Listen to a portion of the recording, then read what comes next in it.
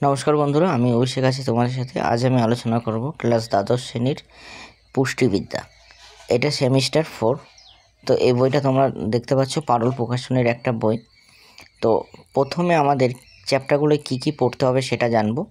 প্রথম থেকে শুরু করে দেবো। দেখো, প্রথমে যেটা আছে পথ্যবিজ্ঞান এবং পথ্য পরিচালনা।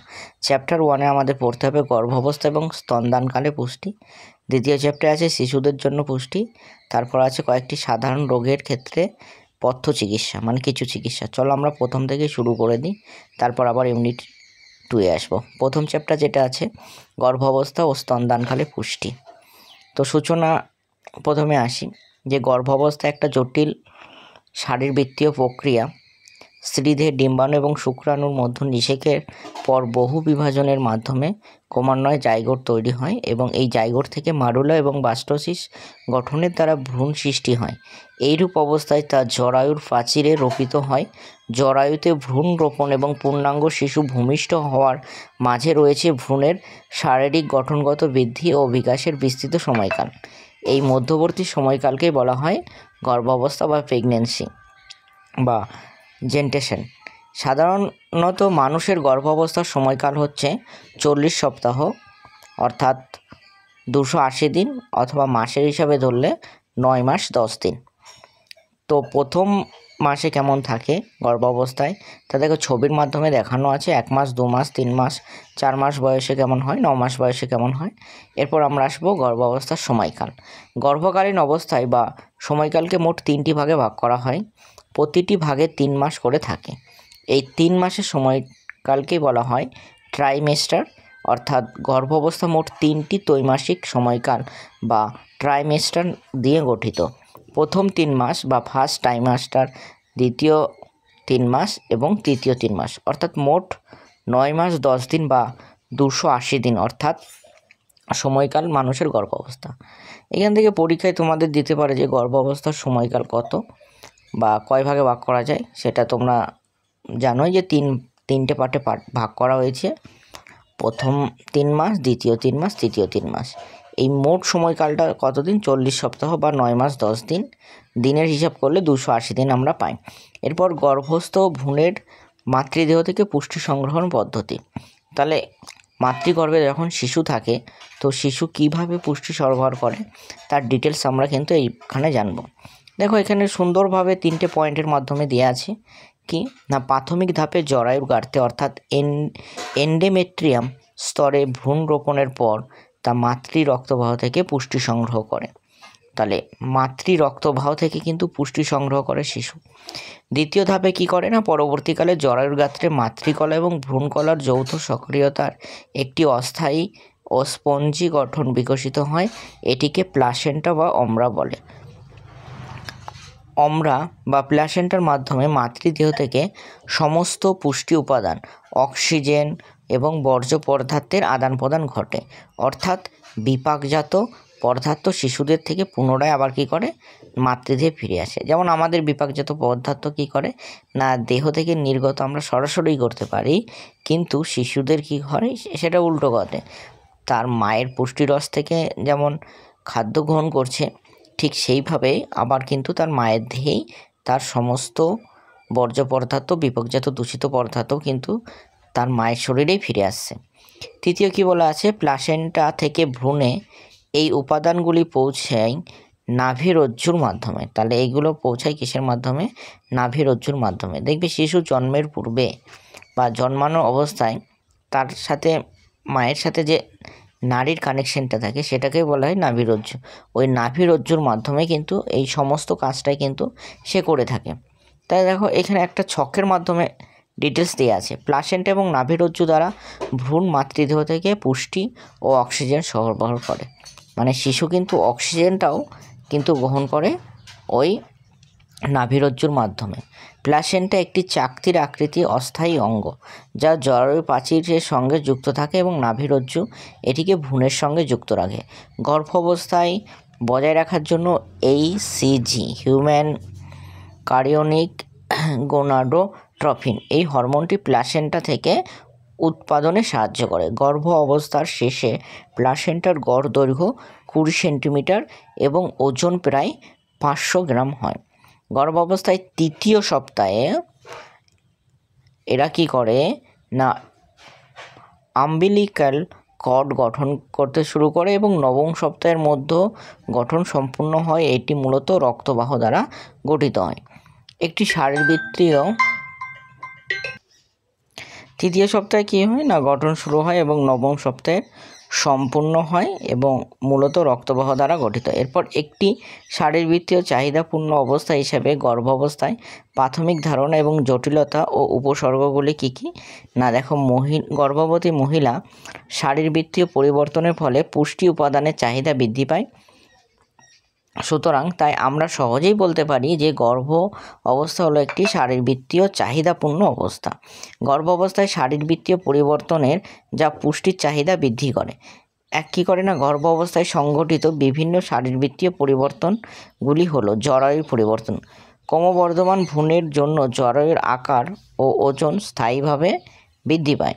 জরায়ুতে কী পরিবর্তন হয়? ক্রমবর্ধমান ভ্রূণের জন্য জরায়ুর আকার এবং ওজন স্বয়ংক্রিয়ভাবে বৃদ্ধি পায়। প্রথম 3 মাসের ধাপে কী হয়, দ্বিতীয় 3 মাসের ধাপে কী হয়, তৃতীয় 3 মাসের ধাপে কী হয় সেটাই জানব। প্রথম ত্রৈমাসিক ধাপে কী হয় বা ফার্স্ট ট্রাইমাস্টারে কী হয় না জরায়ুর প্রাচীর ঘন হয়, জরায়ুর আয়তন 10 গুণ বৃদ্ধি পায়, প্লাসেন্টা তৈরি হয় এবং জরায়ুর পেলভিক গহ্বরে অবস্থান করে। দ্বিতীয় ত্রৈমাসিক ধাপে কী হয় না জরায়ুর পেলভিক গহ্বরের বাইরে বেরিয়ে আসে। তৃতীয় ধাপে জরায়ুর সর্বোচ্চ আকারে পৌঁছায় এবং প্রসবের জন্য প্রস্তুত হয়ে যায়। জরায়ুর আয়তন হচ্ছে 10 ml থেকে 5 লিটার পৌঁছায়, যা আয়তন স্বাভাবিক তুলনায় 500 থেকে 1000 গুণ বৃদ্ধি পায়। তাহলে জরায়ুর আয়তন যেটা 10 ml ছিল সেটা থেকে 5 লিটার পৌঁছে যায়, অর্থাৎ আয়তন স্বাভাবিকের তুলনায় 500 থেকে 1000 গুণ বৃদ্ধি পায়। অর্থাৎ বৃদ্ধির দ্বারা জরায়ুর গড়ে 70 গ্রাম থেকে প্রায় 1100 গ্রামে পৌঁছায়। এই শারীরবৃত্তীয় বা শারীরিক পরিবর্তন পর্যাপ্ত পরিমাণে প্রোটিন এবং ফোলেটের চাহিদা যা পূরণ না হওয়ায় সন্তান অপরিণত বা IUGR-এর আক্রান্ত হয়। এরপর রক্তবাহ এবং হৃদ পরিবর্তন কি ঘটে? রক্তের প্লাজমা গড়ে 50% বৃদ্ধি পায়, RBCর সংখ্যা 12% বৃদ্ধি পায়, কার্ডিয়াক আউটপুট 30 থেকে 60% বৃদ্ধি পায়। এছাড়া ত্বক, স্তন, পৌষ্টিকতন্ত্র এবং বৃক্কের রক্তের সঞ্চালনের পরিমাণ বৃদ্ধি পায়। এই বর্ধিত রক্তের পরিমাণ খাদ্য, প্রোটিন, ক্যালোরি, লোহা, ফোলেট প্রভৃতি চাহিদা বৃদ্ধি করে, যা পূরণ না রক্তাল্পতা ঘটে তাকে বলা হয় ফিজিওলজিক্যাল অ্যানিমিয়া। তাহলে এখানে ফিজিওলজিক্যাল অ্যানিমিয়াটা কি? এটা দিতেই পারে। ফিজিওলজিক্যাল অ্যানিমিয়া হচ্ছে কি না কার্ডিয়াক আউটপুটে 30 থেকে 60% যখন বৃদ্ধি পাচ্ছে সেই সময় কি হচ্ছে স্তন, পৌষ্টিকতন্ত্র এবং বৃক্কের রক্তের সঞ্চালনের পরিমাণ বৃদ্ধি পায়। এই বর্ধিত রক্তের পরিমাণ খাদ্যে কি করে না তখন প্রোটিন, ক্যালোরি, লোহা, ফোলেট প্রভৃতির চাহিদা বৃদ্ধি করে, যা পূরণ না হলে রক্তাল্পতা ঘটে, যাকে বলা হয় ফিজিওলজিক্যাল অ্যানিমিয়া। মৌল বিপাক পরিবর্তন কি না গর্ভাবস্থায় দেহের উপচ্যুতি বিপাক বৃদ্ধি পায়, ভ্রূণের বৃদ্ধি বা অমরার গঠন এবং বৃদ্ধি গর্ভবতী নারীর দৈহিক আয়তন বৃদ্ধি এবং শক্তির চাহিদা বৃদ্ধি করে। ফলে গর্ভাবস্থায় শারীরিক মৌল বিপাকীয় হার বা BMR উল্লিখিত তালিকা অনুযায়ী বৃদ্ধি পায়, অর্থাৎ ক্যালোরি বা শক্তির চাহিদা শেষ 3 মাসে সর্বোচ্চ পরিমাণ বৃদ্ধি পায়, যা পূরণ করা আবশ্যক। দেখো এখানে যেটা দিয়েছে গর্ভ অবস্থার সময়কাল, প্রথম 3 মাসে কত পার্সেন্ট বৃদ্ধি পায়? BMR 5%, দ্বিতীয় ত্রৈমাসিক সময়ে পায় 10% এবং শেষে অর্থাৎ শেষ ত্রৈমাসিকে বৃদ্ধি পায় 20 থেকে 25%। পৌষ্টিকতন্ত্রে পরিবর্তন কি আসে না গর্ভাবস্থায় বিভিন্ন হরমোন যেমন প্রোজেস্টেরনের প্রভাবে গ্যাস্ট্রোস্টোসিন গতিশীল হ্রাস পায়। এছাড়াও ক্ষুদ্রান্তে বিপরীত সচ্ছলতা বৃদ্ধি পায়, ফলে বুক জ্বালা এবং হার্টবার্ন এবং বমি বমি ভাবও লক্ষ্য করা যায়। বর্ধিত জরায়ুর অন্তে চাপ সৃষ্টি করে, যা কোষ্ঠকাঠিন্যের একটি মূল কারণ। জরায়ু বর্ধিত অন্তে চাপ সৃষ্টি করে, যার ফলে কী হয় কোষ্ঠকাঠিন্য এর একটা কিন্তু মূল কারণ হতে পারে। গর্ভাবস্থায় দ্বিতীয় এবং তৃতীয় ত্রৈমাসিক ধাপে প্রোজেস্টেরন এবং ইস্ট্রোজেন হরমোনের প্রভাবে খিদের উদ্বেগ বৃদ্ধি পায়, তখন কিন্তু খিদেটা একটু বৃদ্ধি পাবে। এরপর বৃক্কের কার্যকারিতা কি?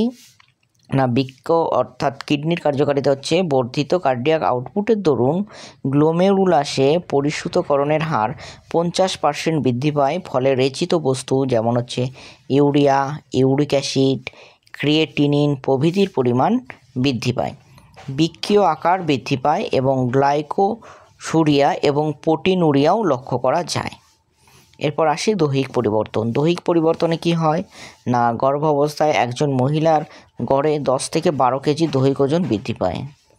তারপরে কি হয় না প্রথম ট্রাইমেস্টারে মাত্র 1 থেকে 1.5 কেজি বৃদ্ধি ঘটে, কিন্তু ত্রৈমাসিক ধাপগুলিতে প্রত্যেক সপ্তাহে 400 থেকে 500 গ্রামের ওজন বৃদ্ধি ঘটে। অর্থাৎ গর্ভ অবস্থায় ওজন বৃদ্ধিকে বলা হয় জিডব্লিউজি। দৈহিক ওজনের পরিবর্তন। গর্ভাবস্থায় ওজন বৃদ্ধির প্রভাবক আর একটা দেওয়া আছে না গর্ভাবস্থায় ওজন বৃদ্ধির গুরুত্ব প্রভাবটা কি পড়ে না গর্ভাবস্থায় পূর্বের বডি ম্যাস ইন্ডেক্স বা বিএমআই, এখানে তোমরা বিএমআই এর পুরো নামটা করে নেবে, বডি ম্যাস ইন্ডেক্স, যমজ ভ্রূণের ক্ষেত্রে বৃদ্ধি বর্ধিত হয় ব্যক্তিগত চাহিদা। এরপর কি হয় না গর্ভাবস্থায় ওজন বৃদ্ধির গুরুত্ব কি শিশুর বৃদ্ধি ও বিকাশে সহায়তা করে, মাতৃস্বাস্থ্য বজায় রাখতে সাহায্য করে, পরবর্তী পর্যায়ে জটিলতার ঝুঁকি কমে, সঞ্চিত ফ্যাট প্রসূতি অবস্থায় দুগ্ধ উৎপাদনে সাহায্য করে। এরপর দেখো বিএমআই অনুযায়ী গর্ভাবস্থায় স্বাস্থ্যকর ওজন বৃদ্ধির সুপারিশ। কম ওজন হলে কি হবে, বেশি ওজন হলে কি হবে সেটাই আমরা জানবো। বিএমআই ও ওজনের ধরন। কম ওজন বিএমআই হচ্ছে গর্ভাবস্থায় বৃদ্ধি হচ্ছে 13 থেকে 18 কেজি, স্বাভাবিক ওজন হচ্ছে 11 থেকে 16 কেজি। বিএমআই এবং ওজনের ধরন হচ্ছে কত না 7 থেকে 11 কেজি। মেধার দিক অর্থাৎ হচ্ছে 5 থেকে 9 কেজি। অর্থাৎ দেহ তরলের আয়তনের পরিবর্তন। দেহ তরলের আয়তন 50% বৃদ্ধি পায়। এর মূল কারণ হচ্ছে 50% বেশি রক্ত সঞ্চালন এবং অ্যামিওনোটিক তরল উৎপাদন ও বৃদ্ধি। অনেক গর্ভবতী মহিলার ক্ষেত্রে ত্রৈমাসিক ধাপের শেষ সময়কাল দেহ তরল জমতে থাকে, যা হাত পা ফোলার প্রধান কারণ। অনেক গর্ভবতী মহিলার কিন্তু এটা লক্ষ্য করা যায় কিনা দেহের তরল জমতে থাকে, যা হাত পা ফোলার প্রধান কারণ হয়ে দাঁড়ায়। এরপর গর্ভ অবস্থায় মাতৃপুষ্টি এবং ভ্রূণের বৃদ্ধিকাল সম্পর্কে আমরা জানব। প্রসব পূর্ব সময়কাল কি না গর্ভধারণ থেকে শিশুর জন্ম পর্যন্ত গর্ভ অবস্থার সময়কালকে প্রকৃতপক্ষে প্রসব পূর্ব সময়কাল বলা হয়, যা গর্ভ অবস্থার সম্পূর্ণ সময়কালটি এর অন্তর্ভুক্ত। প্রসবপূর্ণ যন্ত্র কি না একজন গর্ভবতী মায়ের প্রসবপূর্ণ সময়কাল বা গর্ভ অবস্থায় গ্রহণ করা বিশেষ যত্ন বা স্বাস্থ্যসেবাকে বোঝায়। এর মূল উপাদানগুলি হলো নিয়মিত চেকআপ, স্ক্রিনিং পরীক্ষা, সঠিক পুষ্টি, টিকাকরণের ঝুঁকি চিহ্নিতকরণ। সঠিক প্রসবপূর্ণ যত্ন মা এবং বিকাশমান শিশুর স্বাস্থ্য সুনিশ্চিত করে। এরপর গর্ভাবস্থায় জটিলতা এবং উপসর্গগুলি আমরা জানব। জটিলতা কি সেগুলো আমরা জানব। প্রথমে কি হয় রজস্রাব বন্ধ হওয়া। গর্ভাবস্থায় রজস্রাব বন্ধ হওয়ার সম্ভাব্য প্রাথমিক উপসর্গ হিসাবে ধরা হয় ক্লান্তি, হরমোনের পরিবর্তন, বিশেষ করে প্রোজেস্টেরনের মাত্রা বৃদ্ধি হওয়ার ফলে ক্লান্তি ভাবের সৃষ্টি হয়। স্তনের পরিবর্তন। গর্ভ অবস্থায় প্রাথমিক লক্ষণগুলির মধ্যে অন্যতম হলো কোমল স্তন ফুলে যাওয়ায় ব্যথা অনুভব হয়। ঘন ঘন মূত্রত্যাগ। ক্রমবর্ধমান জরায়ু এবং মূত্রাশয়ের ওপর চাপ সৃষ্টি হয়, ফলে গর্ভবতী মহিলার ঘন ঘন মূত্রত্যাগের ইচ্ছা হয়। মেজাজ পরিবর্তন। মেজাজ কিন্তু খিটখিটে হয় অনেকের।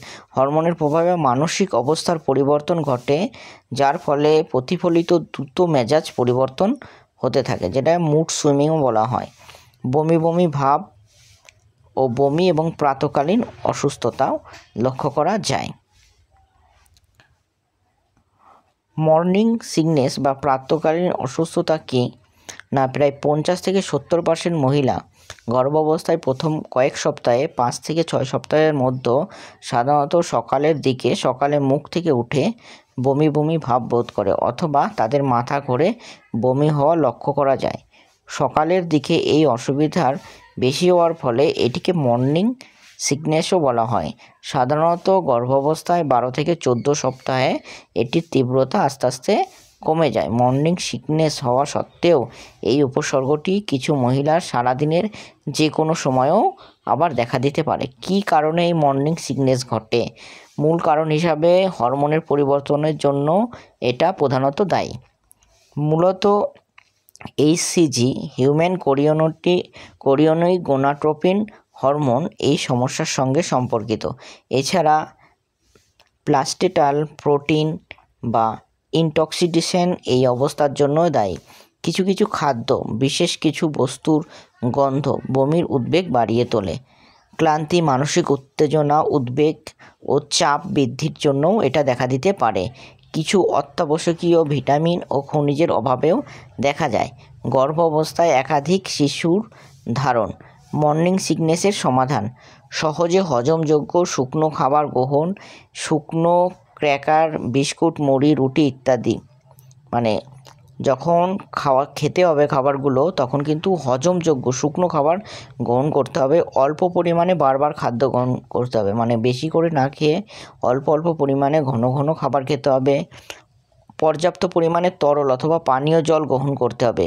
যে খাদ্যগুলির গন্ধ বমি উদ্বেগ হয় সেগুলি এড়িয়ে চলতে হবে, যেমন হচ্ছে ফ্লেভারড ফুড, তারপর হচ্ছে সিজন ফুড, এগুলো কিন্তু অ্যাভয়েড করে চলতে পারে।